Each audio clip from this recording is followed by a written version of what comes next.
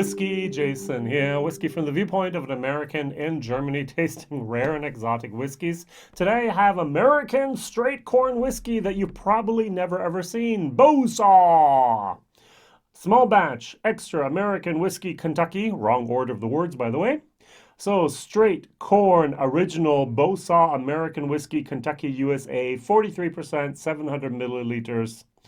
Aged 4 years in American oak barrels. Yay. So this is actually from a independent bottler, is how I'm going to call them, a brand. They're called, I'm going to put up one of their other bottles here, Kirker and Greer. So they did Irish whiskey first, now they're trying to do American whiskey. And I actually paid 31 euros for this. 4 years old, it says so on the label, 43%, whiskey base number 143362. And yeah, they also have a regular bourbon as well, which I'll do in a moment. So if I say corn whiskey, what do you think of? I think of mellow corn. Now in the States, this used to go for $9.99. Over here, I paid 21 euros for the same bottle. I think they actually pay in the UK even more for it. But hey, I always like to have a bottle around and I like to show people what corn whiskey is. Now, what is corn whiskey? Well, we have different categories in America, as you probably know. We have our normal bourbon. Bourbon means 51% corn, and of course it means new charred oak barrels container. We have rye, 51% rye, the same. We have wheat. Woodford Reserve did a wheated 51% wheat, and we actually have a malt. We have a straight malt whiskey in America, and it's a minimum of 51% malt. Now, it's not a single malt, which we have over in Scotland, but it's a malt whiskey. So we have that category already. We have straight malt, which means 2 with age statement, over 4, no age statement, 51%. And we also have the category called corn whiskey. Corn whiskey is a little bit of a neglected type of thing. This is minimum 80% corn, not 51, minimum 80%. Maximum 80% ABV, just like everything else produced in America, which is whiskey, which is a straight whiskey, a possibility, and it's a minimum, it's a maximum of 62.5% going into the barrel as well. Minimum 40% when you sell it, and the interesting thing about this is the wood. The wood used here in corn whiskey is uncharred or used barrel. So it's not a virgin oak, it's not a fresh charred oak vessel or container. It is either an uncharred or it is a used. And since it's easier and cheaper to use a used barrel, hey, we used it for bourbon, what do we do with it? We don't know. Put some corn whiskey in there, bam. And that's why we have this. So both of these are 4 years old. This is 43%, and this is 50%. This is the bottle and bond. Yay. So let's do the nose. This is for me freshly buttered popcorn in a glass. I really like this. This is somewhat sweet actually for corn. So I like this. I like this. Now over here, our mellow corn. It's actually a tiny little bit more dusty, a dusty corn moment. There's more alcohol, it's 50%, and it's a tiny little bit more of an astringency. Yeah. Astringency, a little bit of wood, a little bit of wood tartness in there. So, Heaven Hill, yay. For me, it's 21 euros, 10 euros more for this from an independent bottler. Where did the 10 bottlers go? Probably in the pockets of Kirker and Greer. Why don't we just buy it directly from the producer? Why do we need a middleman like this? Well, maybe the bottle is nice. This is made for the cocktail, for the bar scenes and so on, and for supermarkets, by the way. And so, yes, you can buy this. The question is, do we need it? Let's try it. The sweetness fascinates me. This is not as sweet. Cheers.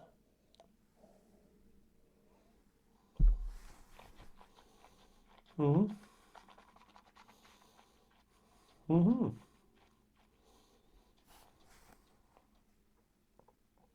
Interesting. Was a little on the weekend at the very beginning, almost watery. And then that corn kicked in, that buttered popcorn kicked in. And even the 43% at the end is actually just the right amount of alcohol support there, where I'm going to go, not bad. This is actually a good sipping whiskey. Even the aftertaste, sometimes I get a little bit of an astringency over here. It's a little bit of a dusty moment. It's not the great. This is wonderful with cocktails. If you're looking for something to cut through the cocktail, 50%, have some corn whiskey in there, yeah, go for it.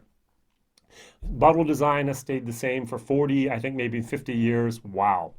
Over here, a little bit more of a modern type. Actually, we have the bottle, the glass was made so that actually the colors could be painted on there. There's a little bit of a, it's actually, what is it, relief? And so you can actually feel it and so on. Very, very well done.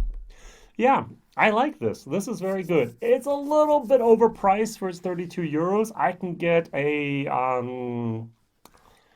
Elijah Craig, not the 12-year-old, but I can get the normal line, no age statement for that price. I can almost get an Eagle Rare, but they're getting very rare over here. Eagle Rare is getting rare.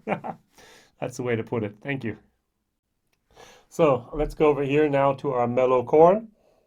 Bottle and bond, 50%, 21 euros. Maybe where you're at, it's actually 9.99 still. Who knows? Even at 13 or 14.99, I still think this is a secret of good whiskey. If you like liquid popcorn in your glass with butter.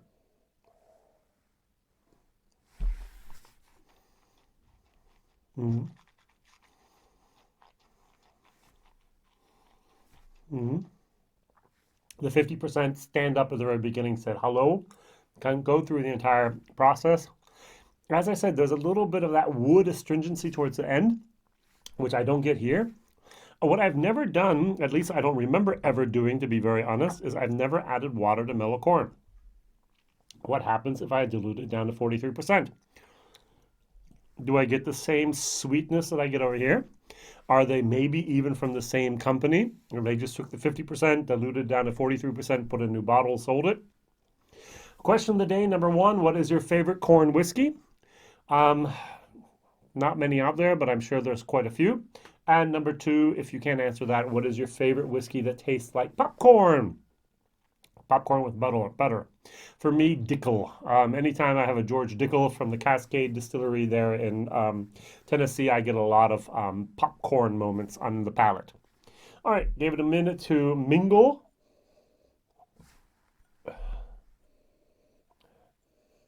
They are pretty similar. Cheers.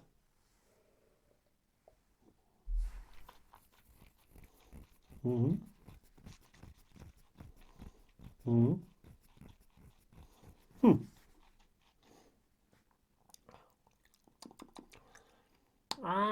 Didn't get rid of it totally. So I could imagine that this is made by someone else. I'm sure there's quite a few contract distillers out there, and I'm sure some of them are actually making some corn whiskey just on the side. Why not? And so the question is, where do you do with it? Do you put it in a big tote? A tote is a 1,000 liter plastic container. You put a few of those totes on a container, you send it over to Europe. In Europe, they bottle it and they then sell it in the European market. That's basically what all the supermarket whiskey is as well.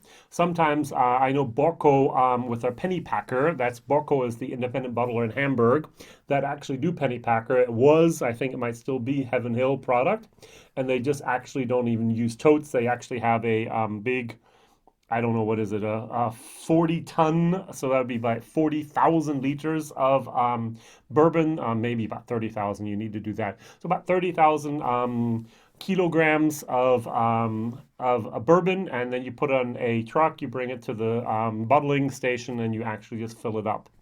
And that's what they do a lot. And so the value of the bourbon is very, very low. So there's not much import taxes on it. A bottled whiskey has a much higher value because of the value of whiskey that they have the imports on.